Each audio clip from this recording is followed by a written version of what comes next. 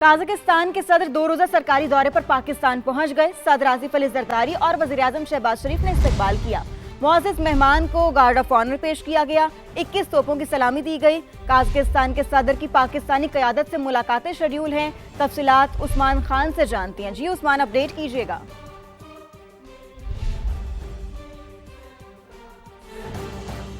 जी बिल्कुल, जोमार तोक़य्योव जो है 2 रोज़ा सरकारी दौरे पर इस्लामाबाद पहुंचे हैं। नूर खान एयरबेस जब उनका तैयारा लैंड किया तो इस मौके के ऊपर सदर मुमलिकत आसिफ अली जरदारी, वज़ीर-ए-आज़म शहबाज शरीफ, डिप्टी प्राइम मिनिस्टर और वफाकी वज़रा समेत आला हुकाम जो है उनको वेलकम करने के लिए मौजूद थे। नूर खान एयरबेस पर फूल जो है उन्होंने फूल पेश किए और उसके साथ साथ 21 तोपों की सलामी भी दी गई। मुअज़्ज़ज़ मेहमान को रिवायती लिबास में मलबूस बच्चों ने भी वेलकम किया और ये बताया जा रहा है कि सदर जोमार तोक़य्योव जो है इनकी पाकिस्तान की जो क़यादत है उनके साथ उनकी अहम मुलाकातें होनी है। सदर मुमलिकत आसिफ अली जरदारी से मिलेंगे, वज़ीर-ए-आज़म शहबाज शरीफ से उनकी मुलाकात होगी और दो तरफा जो बाहमी दिलचस्पी के अमूर हैं उसके ऊपर तफसीली तबादला ख्याल किया जाना है। एक मुआहदों की तकरीब जो है वो भी वज़ीर-ए-आज़म हाउस में रखी जाएगी जिसमें जो MOUs हैं और जो मुआहदे हैं उनके ऊपर जो है वो दस्तखत किए जाने और सफारती सतह के ऊपर ये अहम पेशरफ्त है कि एक और मुअज़्ज़ज़ मेहमान जो है वो पाकिस्तान पहुँचे हैं। यकीनी तौर पर बहुत अहम पेशरफ्त है। बहुत शुक्रिया उस्मान, आपने हमें अपडेट किया।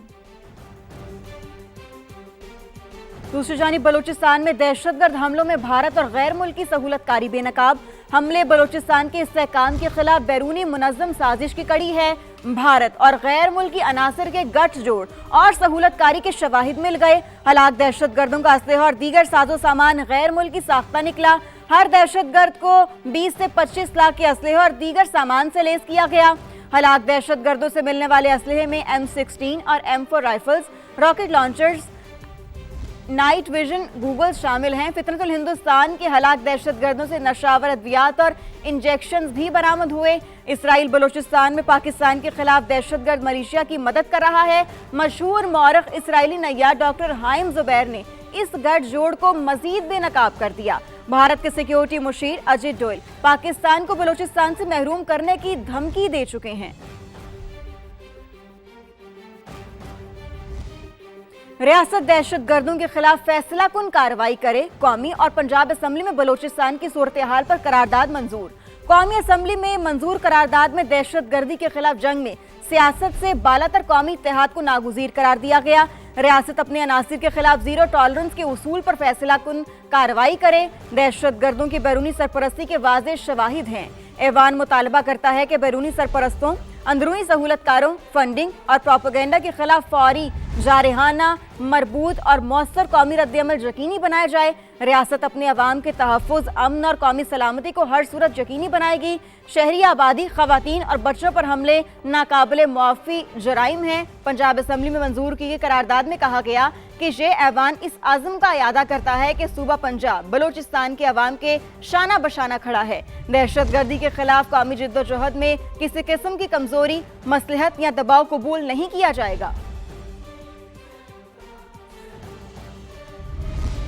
वज़ीर इत्तलात अता तारड़ कहते हैं BLA चंद शरपसंदों का टोला है जो सूबे को नुकसान पहुंचाना चाहते हैं, लेकिन ये कभी कामयाब नहीं होंगे। सिक्योरिटी फोर्सेस अलर्ट थीं, इसलिए बड़े नुकसान से बच गए। भारतीय मीडिया को भी बलूचिस्तान का बुखार बिला वजह नहीं चढ़ा हुआ।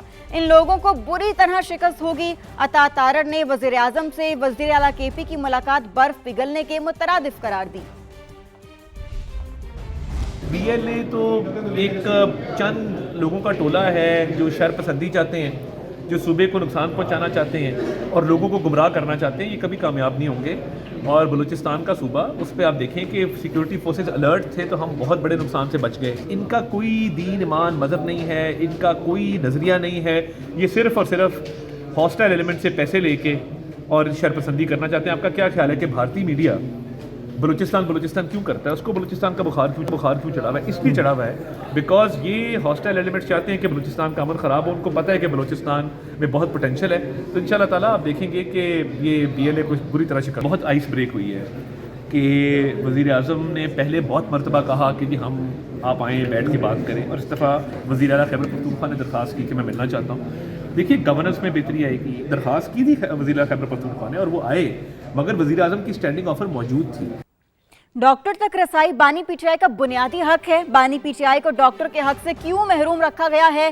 सेनेट में अपोजिशन लीडर राजा राजा नासिर अब्बास का कहना है कि बानी को उनकी मर्जी के डॉक्टर से चेकअप में आखिर क्या मसला है। ऑपोजिशन लीडर सेनेट ने तजवीज़ दी कि सेनेटर्स का वफ्द जेल का दौरा करे और देखे हकायक क्या हैं। वफ्द में हुकूमत और ऑपोजिशन के 2-2 या 3-3 सेनेटर्स शामिल हों।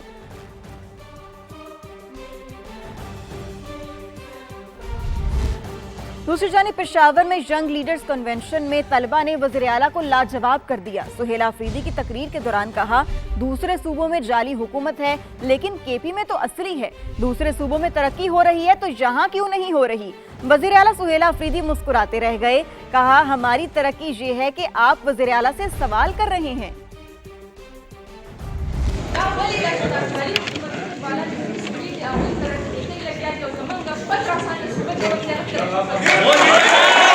तरक्की से तवाई पर तरक्की बांधने पे ना कोई कहीं करना। वापस तरक्की करेगा आगा एमएनए एनबीएस दी दावी कुरुनो और दावी हुजरू तरक्की करेगा। मुम पर 15 साल के खैबर पख्तूनख्वा ता दगा वर्कर चे जमा खोर दत्त उदरी के वज़ीर-आला ना सवाल करी। क्या तरक्की माँ करेगा? का शऊर चे कबले माफ पलो खल्को ता वर्कर चे जमा यो खोर उदरी की आगा द सूबे द चीफ एग्जीक्यूटिव ना दगा सवाल करी। कन्वेंशन सेंटर के बाहर समा से गुफ्तगू में तलबा ने सारा माजरा बताया। आपको सुनवाते हैं। ऐसा लगा, मुझे ऐसा महसूस हुआ कि वो एक एग्जेजरेटेड किस्म का बयान था कि उसमें ज्यादातर नफरत और इश्तियाल अंगेजी थी। मैंने उनसे ये सवाल पूछा कि अगर आप इतनी ज्यादा बातें कर रहे हैं कि भाई दूसरों सूबों में जाली हुकूमत है, फॉर्म 47 से आई हुई हुकूमत है, तो फिर आप मुझे ये बताएं कि आपके सूबे में जो असली हुकूमत है, पिछले 15 साल से आपके सूबे ने तरक्की क्यों नहीं की। आपके जो इदारे हैं वो तरक्की पजीर होते जा रहे हैं, आपका सूबा बिल्कुल डाउन जा रहा है और दूसरे सूबे तरक्की कर रहे हैं। तो असली हुकूमत में तरक्की होनी चाहिए कि जाली हुकूमत में। तो उन्होंने जो है ना जवाब में मुझे ये कहा कि आप तरक्की किसको कहते हैं। आप तरक्की अगर ये तरक्की है कि भाई आप मुझसे सवाल कर रहे हैं, तो सवाल तो उन्होंने पहला पूरा सुना नहीं ना, उनके पास ये था कि वो मुझे माइक देते। सवाल का जवाब उन्होंने पूरा नहीं दिया, बल्कि उन्होंने मुझे ये कहा कि you may be of the NP और जमात इस्लामी बट एवर। आपकी जिम्मेदारी जेल के बाहर जाकर बैठना नहीं, केपी के अवाम की खिदमत करना है। लोग फितना फसाद से तंग आ चुके। पीटीआई की कॉल पर लोगों ने कान नहीं धरा। वज़ीर आला पंजाब मरियम नवाज की गुफ्तगू।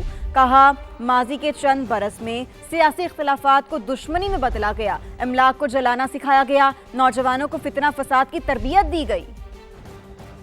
पिछले चंद साल हमारी जो यूथ है, जो उन्होंने देखा कि दंगा क्या होता है, फसाद क्या होता है, इंतशार क्या होता है, गाली गलोच कैसे की जाती है, कैरेक्टर असैसिनेशन कैसे की जाती है, किसी को चोर डाकू कहना कितना आसान है, किसी की पगड़ी उछालना कितना आसान है। उनको ये बताया गया था कि जो मुल्की इमलाक हैं उनको जलाना जो है वो उसको सियासत कहते हैं। उनको ये भी सिखाया गया था कि परफॉर्मेंस निल हो, बेशक बयानिया बस बनाना है, नैरेटिव बस बनाना है, चाहे वो नैरेटिव 100% झूठ हो। लोग इतने तंग आ चुके हैं इस चीज से कि अब वो जलसों में बुलाते रहते हैं, आवाजें देते रहते हैं, फरियादें करते रहते हैं। लाहौर के 3 दिन चक्कर काट के गए इसी आस में कि शायद कोई निकल आए, लेकिन लोग नहीं निकले। आपकी सिर्फ जिम्मेदारी जेल के बाहर जाके बैठना नहीं है, वहाँ पर जो खैबर पख्तूनख्वा के करोड़ों आवाम सफर कर रहे हैं उनके लिए आप जवाब दें। अब आपको बताएं कि पंजाब पुलिस का कमांडर 3 साल बाद तब्दील। Additional IG special branch Rao Abdul Karim को आईजी पंजाब तैनात कर दिया गया।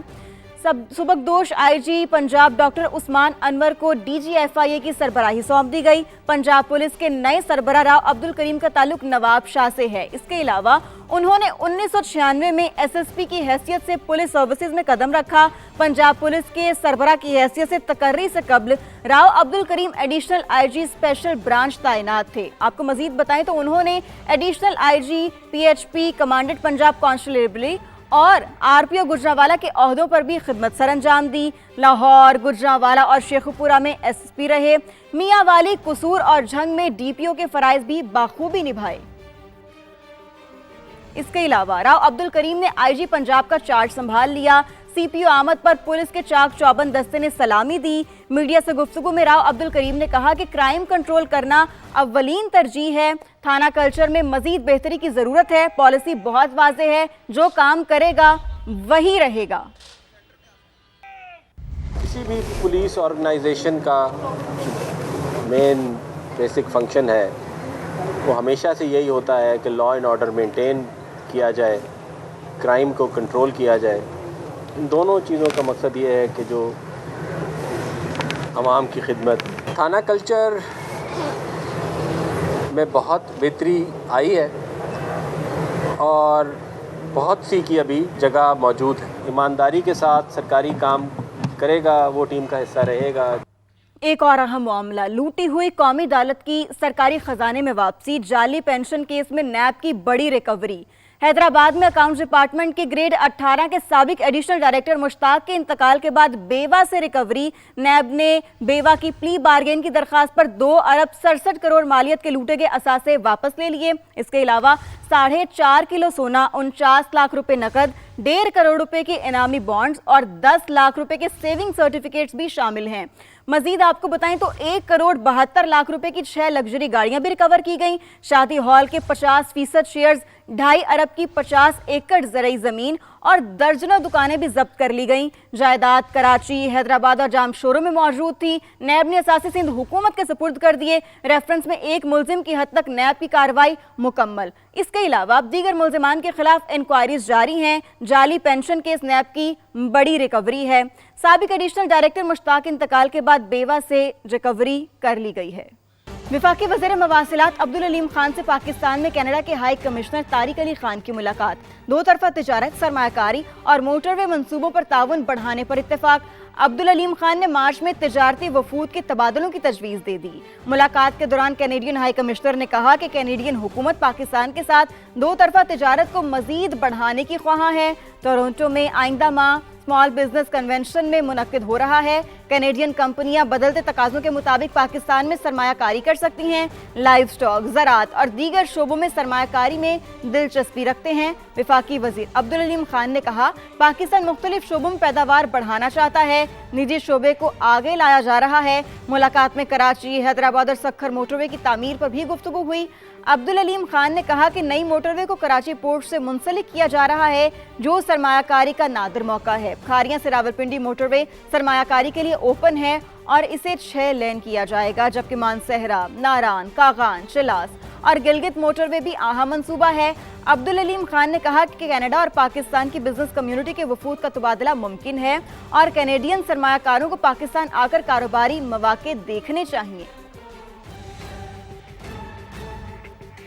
सऊदी अरब में पाकिस्तान के सफीर अहमद फारूक का कहना है कि पाक सऊदी दिफाई मुआहदे की बदौलत दोनों ममालिक के ताल्लुकात को नई जिहत मिली। टेक्सटाइल, ज़राअत और IT समेत 8 शोबों के एक्सपोर्ट का मुआहिदा जल्द तय पा जाएगा। पाकिस्तान पहुंचने वाले ज़र मुबादला में सऊदी अरब में मुकीम पाकिस्तानियों का हिस्सा 25% है। नवंबर में हमारी एक दिफाई एग्रीमेंट जो है उस पर दस्तखत हुए, स्ट्रेटेजिक म्यूचुअल डिफेंस एग्रीमेंट। ये पहला मुआहिदा है जिसमें दोनों मुल्कों ने इस बात का इरादा किया कि किसी एक मुल्क के ऊपर भी अगर कोई जारियत होती है तो वो दूसरे मुल्क के ख़िलाफ़ जारियत तस्लीम किया जाएगा। बरामदात हैं वो एक नए सतह पे पहुंची, $720 मिलियन, जो तकरीबन 35% पिछले साल के मुकाबले में इसमें इजाफा हुआ। तकरीबन $590 मिलियन की हमारी सर्विसेज की एक्सपोर्ट है। ओवरऑल कहूँ तो तकरीबन हमारी जो एक्सपोर्ट्स हैं वो $1.3 अरब पे जो हैं सर्विसेज और गुड्स दोनों को मिलाकर पहुंच गई, जो कि रिकॉर्ड है। $9.3 अरब, यानी हमारी तकरीबन पूरी जो दुनिया से रेमिटेंसेस आती हैं उसका 25% जो है वो सऊदी अरब से आता है।